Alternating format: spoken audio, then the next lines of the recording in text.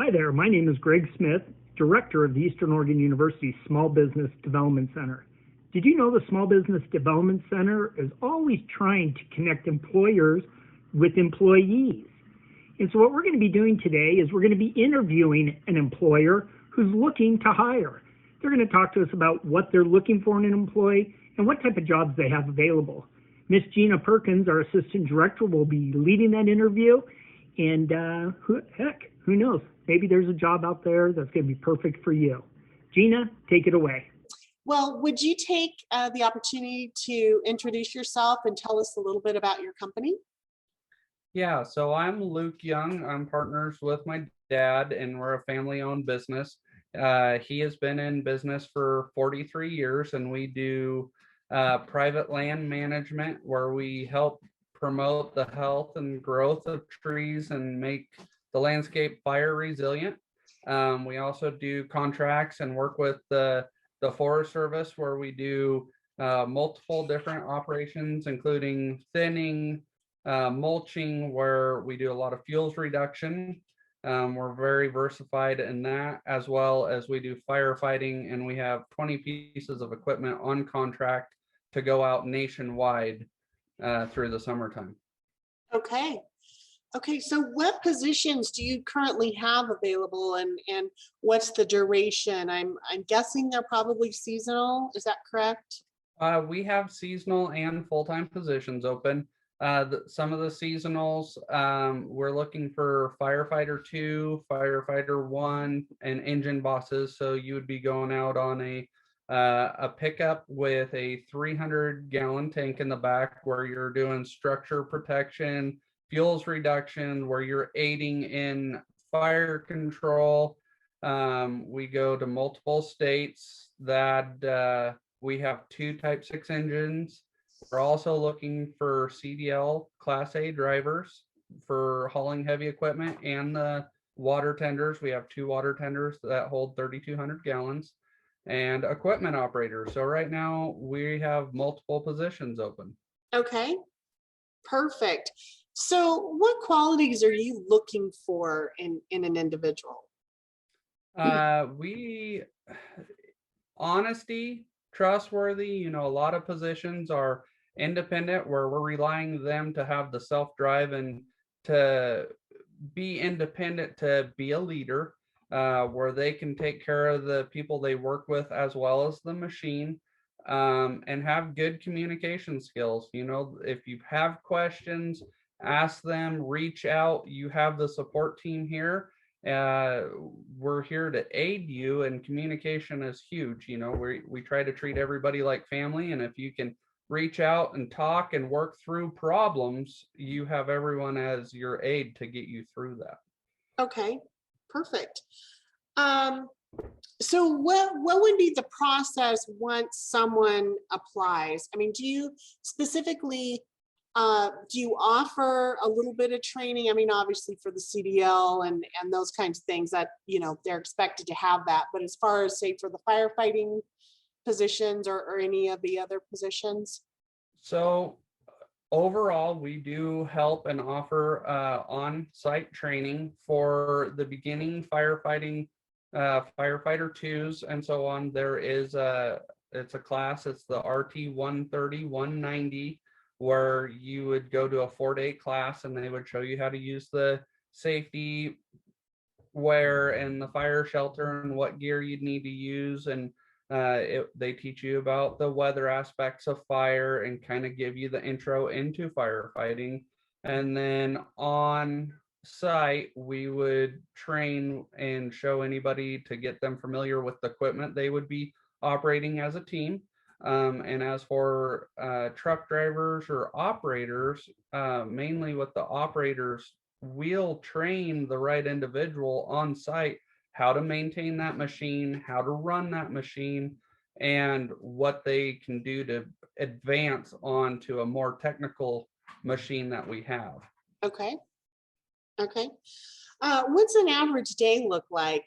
I would imagine they start early and work late, perhaps? Yeah, we start early and work late, most of the time on fires.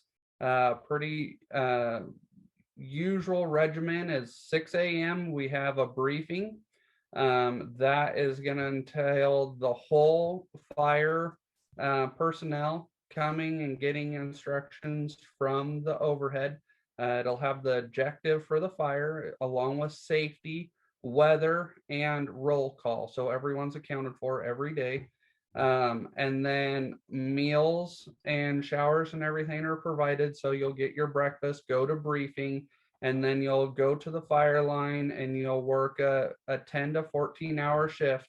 And then you'll come back and you'll have a debriefing, and then you'll have dinner waiting for you. And most of the time, the showers and facilities are there waiting for you to get cleaned up. COVID did throw a little curveball at us last year, but all in all, it was a successful season. Okay, very good. I know it's long, hard work, but obviously very appealing to a broad swath of people. What do you think employees like the best about working for you? So it's the diversity. You get to see all kinds of new country. I mean, we've gone to places where you don't normally expect to be fighting fire or logging. It's the people you get to work with. We've worked right on the Grand Canyon, working in around the national parks and with the park personnel to the border at northern Washington, where you get to see totally different landscapes and vegetation along with fire activity. You create working relationships that I've happened to work with people year after year after year, and they call it the fire family. You kind of get involved with everybody and you can kind of stay in touch. And it's the atmosphere for sure. You know, there's no one season the same as the last. It's very diverse. So if people are looking to see different things every year, this is right up their alley. Right. I would imagine in a lot of cases, this is very rewarding. Do you have a specific success story that comes to mind that you might want to share? Multiple, we've been down around John Day when the Canyon Creek fire was threatening homes and communities, and we had multiple pieces of equipment aiding those communities, whether it's using water or foam to help save structures, as well as dozers, putting a line in to slow that fire spread from coming in and entering communities. Last year as well, with all the fires in California, we had engines working direct, saving people's homes. And then last year as well, we had teams in Colorado when we had 60, 80 mile an hour winds pick up and people were getting ready to lose their homes, and you could be on that front reducing fuels and slowing that fire and helping before it is a devastation to that family. I mean, that's where they grew up, that's their belongings, and you're there to help them. Right. So, and if you don't want to share this at this point, it's totally fine. What would be a wage range? Obviously, that's going to vary probably per position and experience. Yeah, so some of the beginner wages would be anywhere from $15 to $18 an hour. And on a beginning scale, that is your base wage. So you would be getting anywhere from 60 to 110 hours a week. So after you do your overtime, that's pretty lucrative for the lower paying positions. As a truck driver or equipment operator, then you're getting up to the $22.50 to almost $28 an hour, and you start throwing your overtime on that. We have operators, you'll make anywhere from $8,000 to $13,000 a month on fires. Okay. So how do interested parties apply? What would you like them to do? There's multiple ways. The best way is to email us a resume. The email is bruceyounglogging@live.com, BRUCEYOUNGLOGGING@live.com.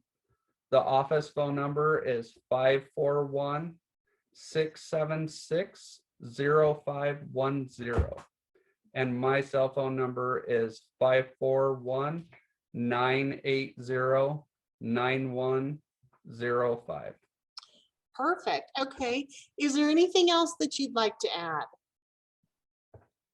No, we're just happy to answer any questions. And if anybody's unsure or they want to learn more, feel free to reach out, and we're happy to answer any questions of somebody that may not be sure of the position and would like to know more about the overall program.